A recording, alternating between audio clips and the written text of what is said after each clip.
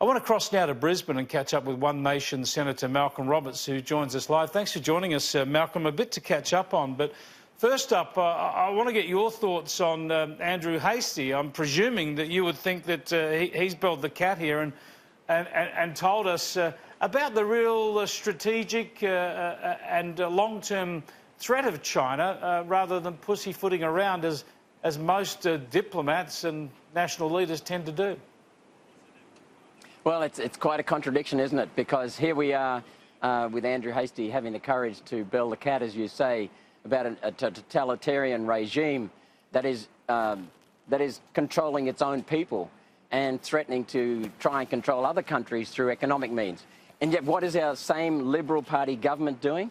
It's handing over our industry to the Chinese wind turbine complexes and the Chinese solar complexes.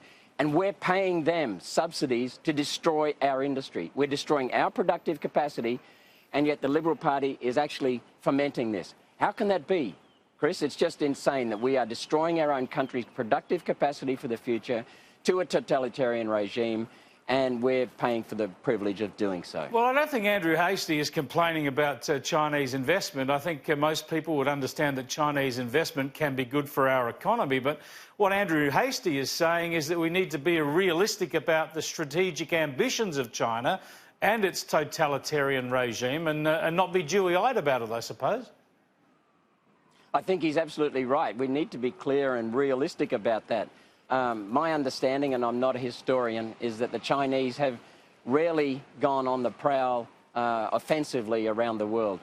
That might change, but what the Chinese do have is a large population, the world's largest population, and a hunger for resources and a hunger for security, because they likely see themselves with the Russians on one side, the Americans over the Arctic Circle, and then they're vulnerable too in their own eyes. So they'll do whatever they can. But what's happening is that we need to make sure that we make sure our capacity in the future is strong.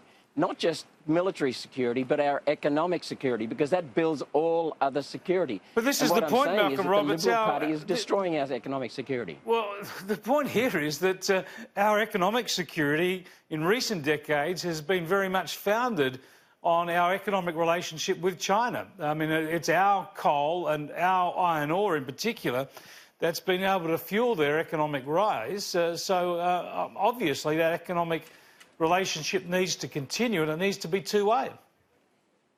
Yeah, you're absolutely correct, Chris. As usual on economic matters, you're very strong.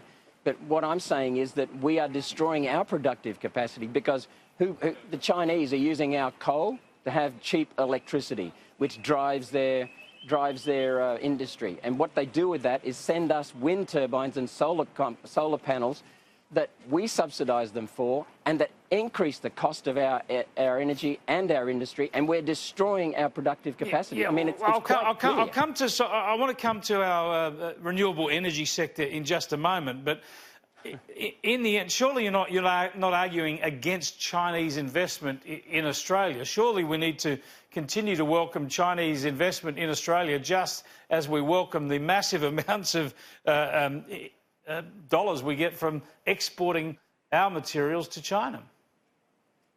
Yes, we welcome foreign investment, but not foreign control. And we note that the Chinese won't allow Australians to buy land in China, but we allow the Chinese to buy land in Australia. And I'm told that the Foreign Investment Review Board has 1 full-time employee and 6 part-time employees, and that small group processes 1,100 applications a year, just churning through them. They can't do it any justice. So what I'm saying is that our economic security is on a thread, our security with regard to our assets is on a thread, and Andrew Hastie is correct, but the Liberal Party is turning a blind eye to the reality that we could be destroying our economic security.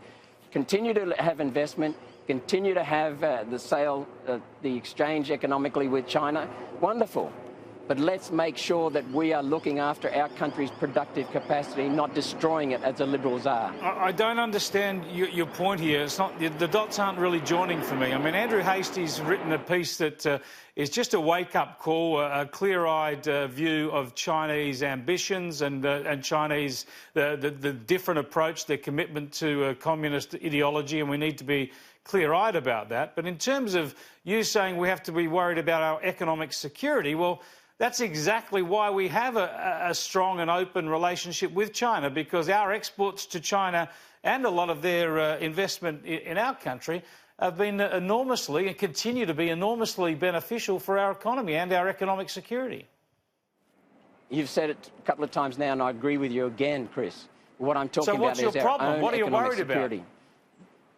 The problem is that we are destroying our energy sector, raising the cost of our electricity artificially for no reason whatsoever. And yeah, well, that's a different issue. Now, there might be some Chinese investment in that, but in the end, it doesn't matter. I mean, whoever builds out the renewable energy target, for instance, you're going to get that renewable energy. It doesn't make much difference whether those wind turbines come from China or Uzbekistan or Chile, right?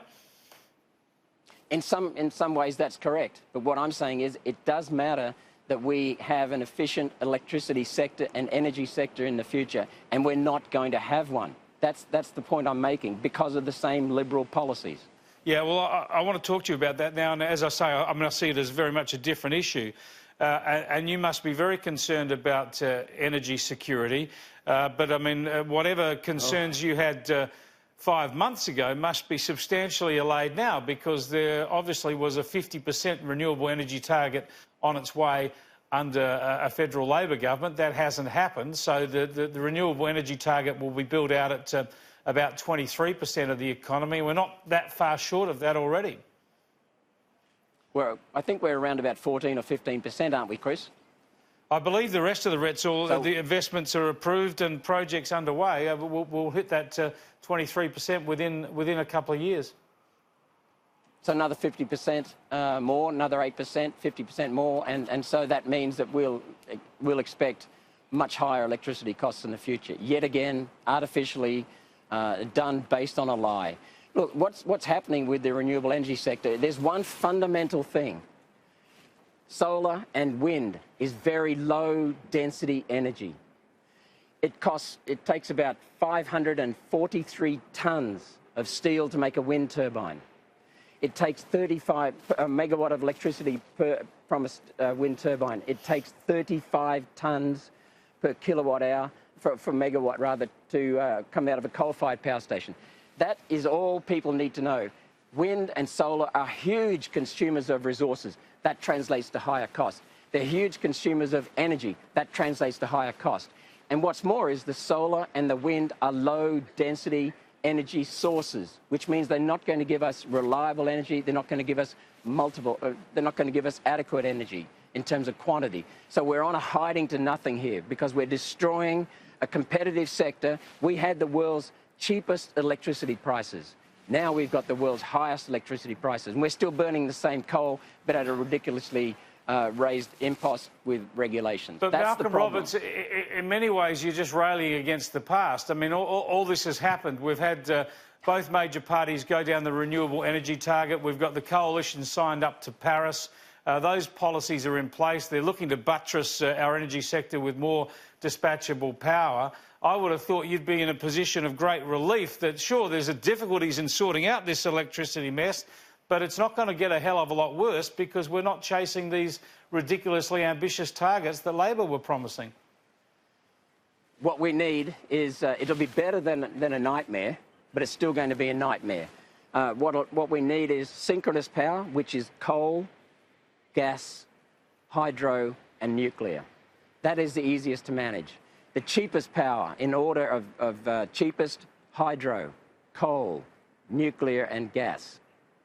They're stable and they're low cost and they're reliable, and that's exactly what we need for baseload power. Yeah, what we're doing is just preventing dams and preventing the development of coal-fired power stations.